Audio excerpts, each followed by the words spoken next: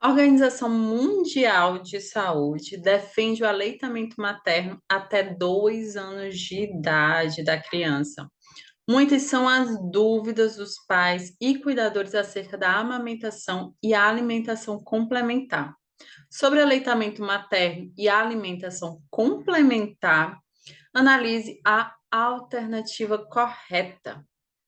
A amamentação exclusiva aumenta a gravidade dos episódios de infecção respiratória. Ela reduz o risco de infecções respiratórias, tá? A introdução precoce de alimentos pode levar a melhor diversidade de sabores tolerados na vida adulta. O ideal é você começar, né, a alimentação complementar a partir de 6 meses, tá? Crianças amamentadas, bem como mulheres que amamentam, apresentam menor risco de incidência de diabetes tipo 2. Correto, certinho. Recomenda-se que o aleitamento materno seja por 2 ou mais anos, sendo exclusivo nos 4 primeiros meses, nos 6 primeiros meses.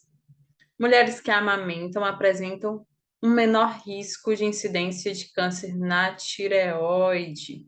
Então, é o item C. Os pais de Bia, 8 meses, estão aflitos devido à insistência de seus avós de incluírem sopinhas e papinhas na alimentação de seu bebê. Esse tipo de alimento não deve fazer parte da alimentação da criança por vários motivos. Em relação a esses motivos, assinale a alternativa correta.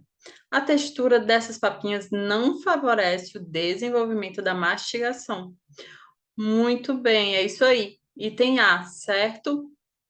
Porque quando homogeneiza, né, os alimentos em forma de papa, de sopa, coisa liquidificada, a criança não consegue distinguir as texturas, não consegue desenvolver uma boa mastigação e também não consegue distinguir os sabores, certo? Então é interessante colocar, né, alimentos mesmo comuns ao da família, tá bom? Então, essas papinhas facilitam a percepção dos diferentes sabores? Não. Essas papinhas favorecem a criança a se acostumar com o tempero da comida? Não, pelo contrário, né?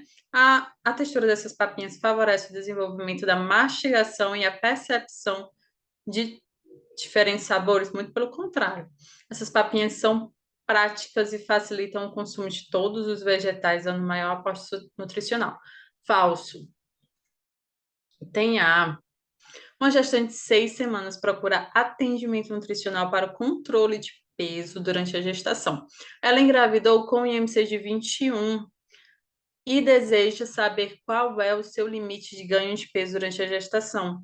Assinale a alternativa que apresenta corretamente o ganho de massa corporal total recomendado pelo IOM para suportar uma gestação saudável de acordo com o IMC pré-gestacional. Então, a gente nota que ela iniciou a gravidez com eutrofia, tá? Então, para paciente eutrófica, é considerado 11,5 a 16 quilos para o IMC, né, 18,5 a 24,9, certo? Então, eutrofia é 11,5 a 16 quilos que a pessoa pode, né, que a gestante pode ganhar ao longo da gravidez, tá? No total da gravidez, tá bom? Aqui eu também deixei, né, esse print da aulinha do nosso curso, tá? Para vocês revisarem e assim, é interessante vocês sempre revisarem, sempre reverem, tá? Essa tabelinha antes de qualquer concurso, porque cai demais, assim, eu acho que cerca de 80 a 90% dos concursos cai essa tabela, tá? Então, vou deixar aqui para vocês, tá bom? Aí, essa lâmpadazinha, sempre quando a gente tem bizu lá nas aulas, eu coloco a lâmpadazinha para chamar a atenção em relação aos bizus, certo? Porque às vezes me perguntam por que que tem essa lâmpada, né? Aí eu falo, quem é meu aluno sabe, quem não é, aí eu sempre falo. Uma gestante procura estabelecimentos sobre a amamentação. Ela vem recebendo muitas informações de amigos e familiares, o que está lhe trazendo inseguranças para um momento de grande importância na sua vida e do seu bebê, que irá nascer. Marque o item com a afirmativa correta sobre a amamentação. O tamanho da mama significa maior ou menor produção de leite? Falso. O tamanho da mama não vai significar que a pessoa tem maior ou menor produção de leite. A lactação provoca na nutriz uma demanda energética igual ao fim da gestação? Falso, certo? Igual ao fim da gestação. Falso. É diferente, tá? A nutriz deve sempre estar atenta às suspeitas de cólica do bebê associado a algum alimento consumido, principalmente mamão e banana. Falso. Tem às vezes, né, alguma relação com café, alguns alimentos que causam cólica, tá? A composição média do leite varia de mãe para mãe e pode variar na mesma mãe, dependendo da alimentação, do momento e ao longo do tempo. Certinho, tá? No início, ali até os 6 meses, a mãe consegue fornecer todos os nutrientes, né, através do aleitamento materno para o seu filho, tá? Depois dos 6 meses, realmente o leite se torna pouco nutritivo para a criança, tá bom? Necessitando, então, né, de introdução alimentar para a criança. A lactação provoca na nutrição uma demanda energética igual ao meio da gestação, pois nesse período o organismo prepara-se para a produção de leite da alimentação. Não, falso. Item D. No envelhecimento, a alteração da composição corporal, sendo os ossos, músculos e colágenos mais atingidos. Sobre a avaliação nutricional dos idosos, assinale a alternativa incorreta. As faixas de classificação do IMC de adultos e idosos são as mesmas? Errado, tá? É diferente. A classificação do idoso, o normal é de 22 a 27, conforme o CISVAM, tá? Para eutrofia. Para eutrofia de adultos é 18,5 a 24,9, tá bom?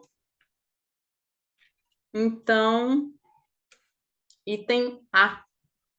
E aqui eu deixei, né, o parâmetro do idoso de eutrofia aqui para vocês também revisarem conforme o CISVAM, tá? A avaliação do hábito alimentar é um desafio da avaliação nutricional de adultos, idosos e crianças. Existem várias ferramentas de avaliação do consumo alimentar. Nesse contexto, assinale a alternativa correta quanto ao recordatório de 24 horas. Proporciona um registro diário do consumo alimentar? Não, ele proporciona o registro do alimento, né, da alimentação de 24 horas, tá?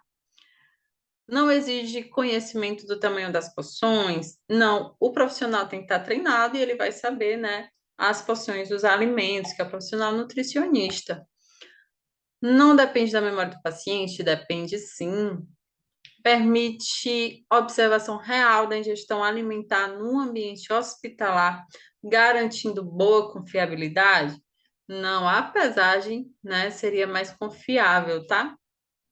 Requer que o profissional nutricionista tenha a habilidade de entrevistador? Sim.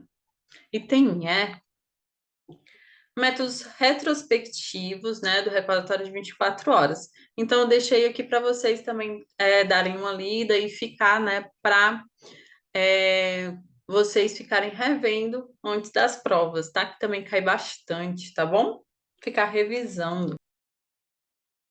A avaliação do perfil lipídico através de exames bioquímicos requer algumas interpretações. Esse parâmetro é importante para avaliar o risco cardiovascular de um indivíduo.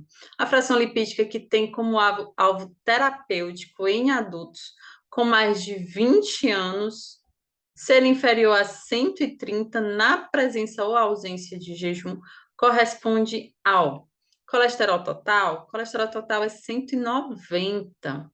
Triglicerídeo é 150, tá? Lipoproteína de baixa densidade. Correto, item C. Aqui é a tabelinha que mostra os lipídios, né? E o parâmetro, tá? Então, também foi um print da nossa aula, do nosso curso, tá bom? E aqui a gente nota o LDL de 130, tá? Aí tem gente que me pergunta essa categoria, que não entende muito bem a interpretação, tá bom? Então, isso aqui é conforme o risco cardiovascular, certo? Que a Sociedade de Cardiologia nos traz, tá bom?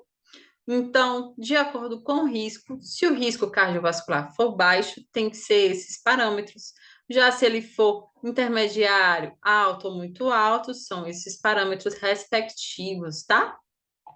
Ok. Quando avaliamos o estado nutricional de crianças de 0 a 10 anos pelo ponto de corte de peso para a idade, o diagnóstico for sobrepeso para a idade, haverá quais valores críticos em score Z menor menor do que score Z menos 3 é baixo peso, tá? Score Z menos 1 também baixo peso. Score Z menos 3 menos 2 também é baixo peso, tá? Score Z menos 2 mais 2, peso adequado para a idade, certo? Já sobrepeso é maior ou igual a score mais 2, certo? Item E.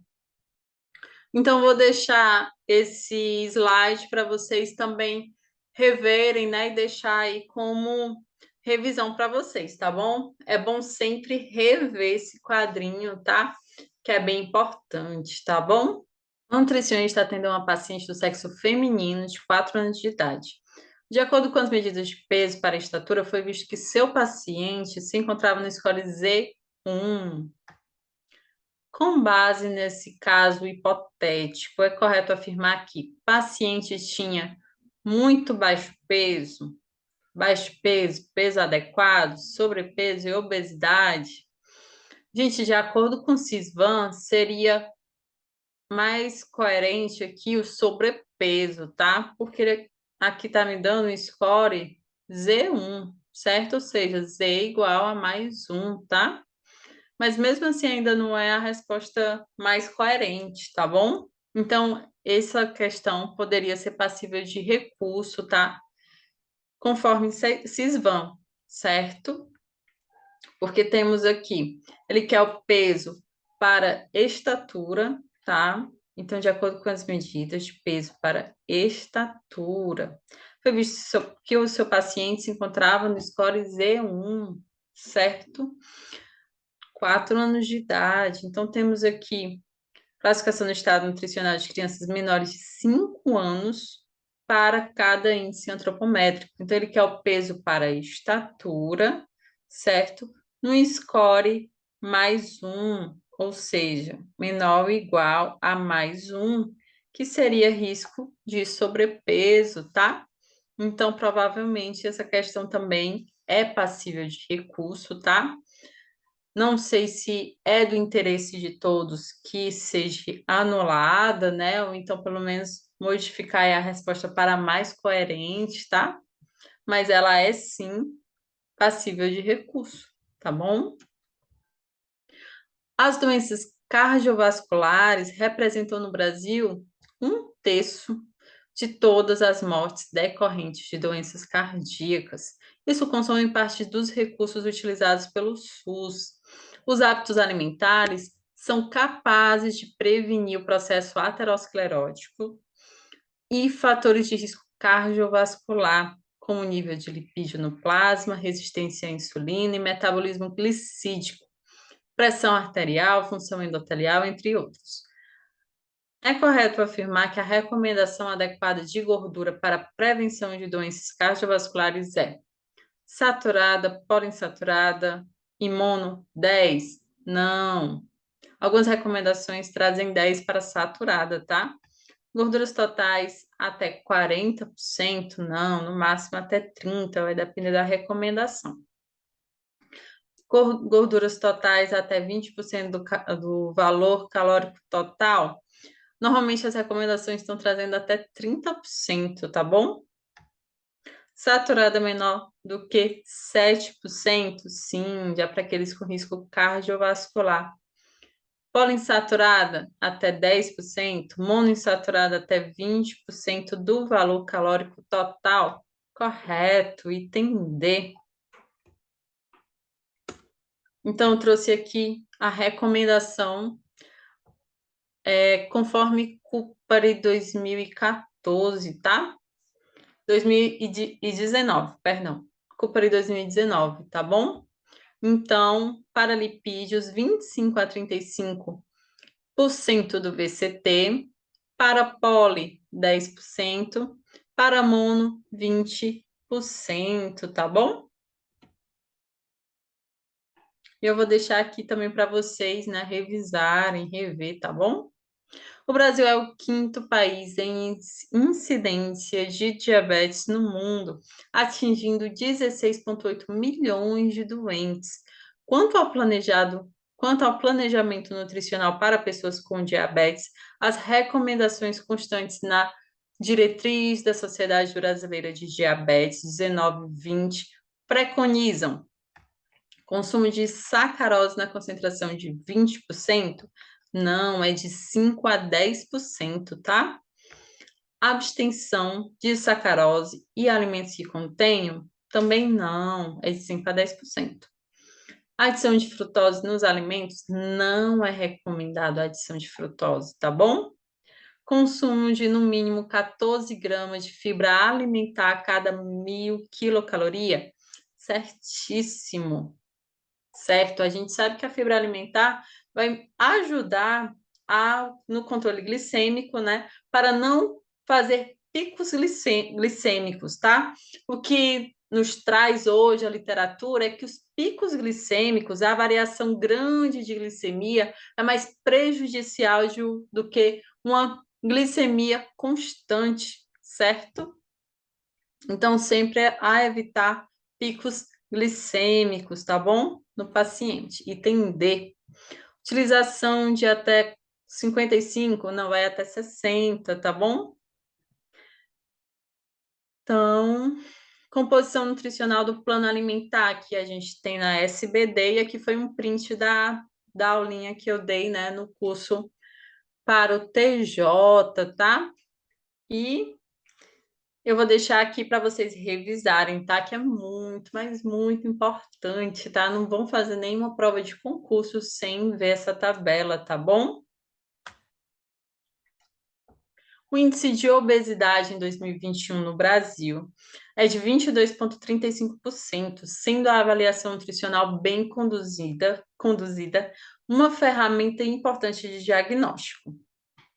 A obesidade eleva o risco para doenças como câncer, diabetes e doenças cardiovasculares. Segundo o protocolo clínico de diretrizes terapêuticas de sobrepeso e obesidade em adultos, ou Ministério da Saúde, um homem de origem latina apresenta risco cardiovascular significativamente elevado se apresentar perímetro da circunferência, né, da cintura, perímetro da cintura pelo menos 80, 85, 88, 92, 94, tá? 94 é o item correto, item E. E aqui, mais uma vez, eu deixei o print da aulinha, tá bom? Importantíssimo levar isso para a prova, tá? Importantíssimo. Não deixem de ir para a prova sem saber, tá bom? Uma gestante de 30 semanas gestacionais procura atendimento nutricional para melhor crescimento fetal. Foi diagnosticado baixo peso do bebê. Assinale a alternativa que destaque a ingestão proteica recomendada para a idade gestacional. O recomendado é 1,1, tá? Conforme as DRIs, certo? Então, é 1,1 grama por quilograma de peso dia, tá? Deixei o print aqui das DRIs para vocês, tá? Então, tem aqui, ó, proteína, grama por quilograma dia, de RDA 1,1, tá bom? Um paciente procura um nutricionista por insistência da sua esposa. Ele apresenta alterações nos seus parâmetros de glicemia e tem histórico de diabetes na família. Entretanto, o paciente alega que ainda está resistente à mudança dos seus hábitos alimentares atuais, apesar de saber o quanto é necessário modificar o seu estilo de vida. O modelo transteórico aplicado à educação nutricional apresenta 5 estágios. O estágio em que as pessoas começam a considerar uma possibilidade de mudança, mas ainda não começaram a agir nesse sentido. É denominado pré-contemplação? Não, porque ele ainda não viu, né, uma possibilidade de mudança, tá? Na pré-contemplação. Aqui ele já está contemplando, né, a possibilidade de mudança. É lógico, né? Preparação, ação é quando ele já tem, né, já está mudando, já está botando ali aquele seu planejamento em prática, tá? Então, o gabarito, ele nos traz como se fosse a ação, certo? Entretanto, o mais correto seria o item B de contemplação, porque ele considera uma possibilidade de mudança, tá bom? Modelo transteórico eu trouxe aqui para vocês darem uma olhada, né? Contemplação quando o indivíduo começa a considerar a mudança comportamental no futuro sem um prazo, tá? E reconhece o problema, está decidido a superá-lo, tá bom? Então, aqui ele nos diz, ó, o estágio em que as pessoas começam a considerar a possibilidade de mudança, mas ainda não começaram a agir, certo? Então, o mais recomendado aqui, não mais certo, seria a contemplação e não a ação, tá? Uma nutricionista foi contratada para atuar em uma escola em projetos de educação alimentar e nutricional. Ela está pesquisando sobre a atuação do nutricionista no ambiente escolar e se deparou com as diretrizes da base curricular das escolas.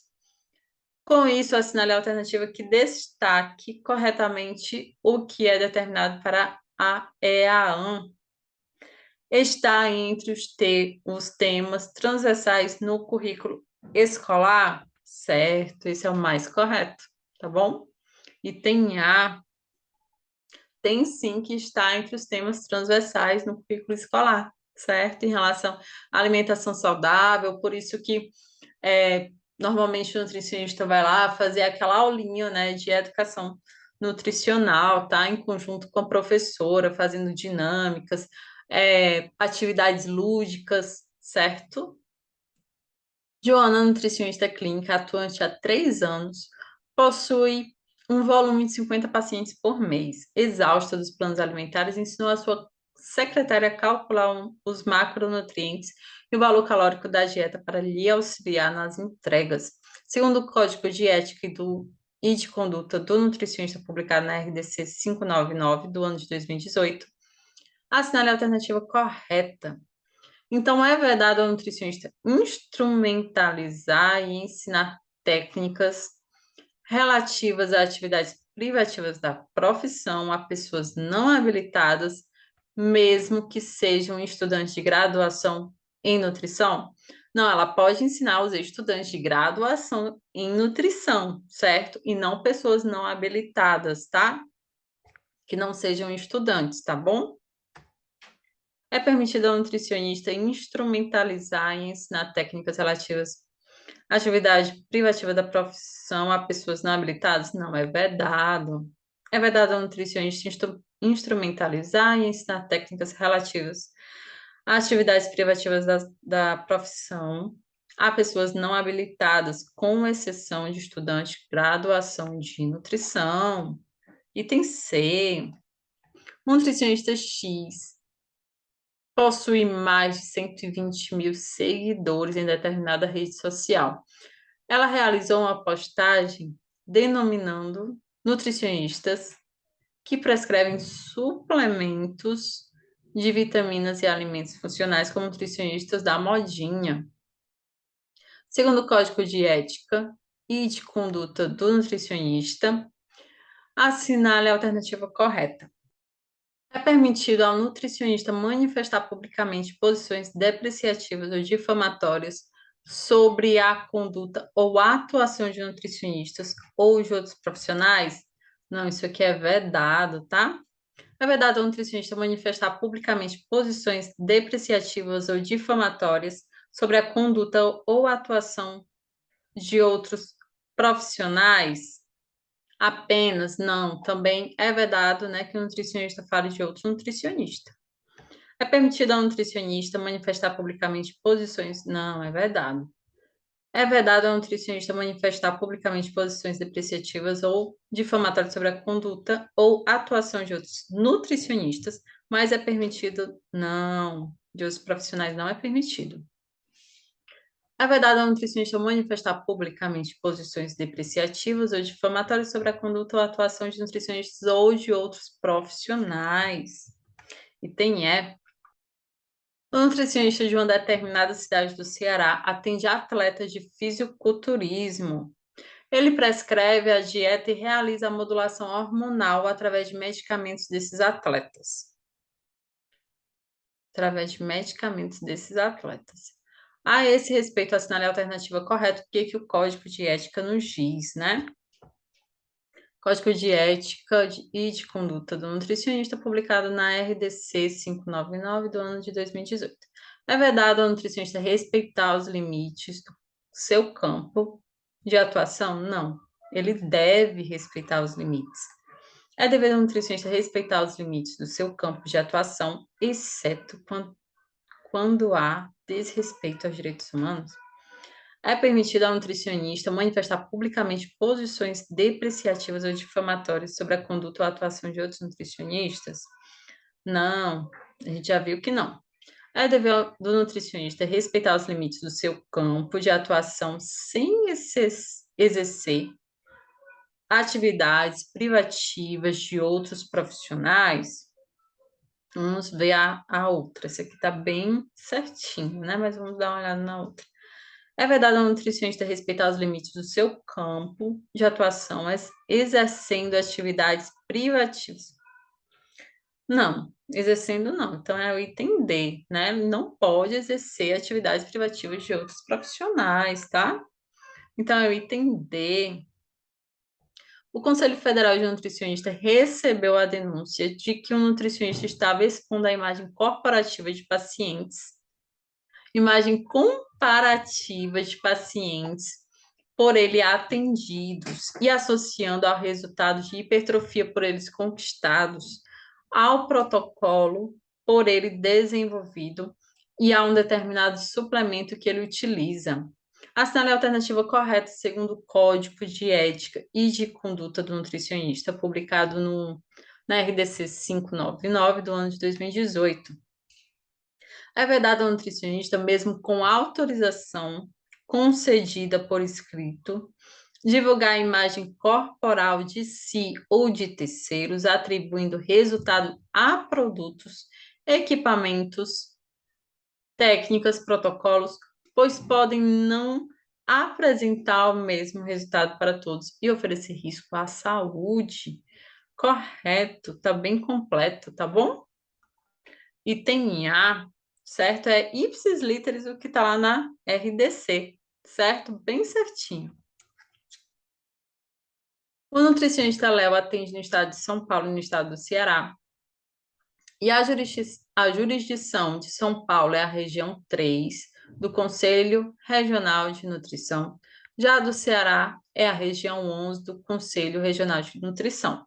Sobre essa situação, assinale a alternativa correta segundo o Código de Ética e de Conduta do Nutricionista, publicado na RDC 599 do ano de 2018. Então, vamos lá. É vedado ao nutricionista, ao exercer a profissão, estar regularmente inscrito no Conselho Regional de Nutricionistas, na sua jurisdição e em outra jurisdição, caso tenha inscrição secundária? Não, isso aqui é dever do nutricionista, tá? É dever do nutricionista ao exercer a profissão estar regularmente inscrito no Conselho Regional de Nutricionistas da sua jurisdição e em outra jurisdição, caso tenha inscrição secundária. Verdade, isso aqui é o verdadeiro, item B, tá? Então é isso, gente. Espero que vocês tenham gostado, tá? Eu vou deixar esse material lá no nosso Instagram, @Foco Nutrição, sem o acento e sem o cedilha, tá? Ponto concurso. Então, lá na nossa bio vai ter o link do WhatsApp, do grupo de WhatsApp, tá bom? E a gente vai mandar lá a aulinha em PDF, tá bom?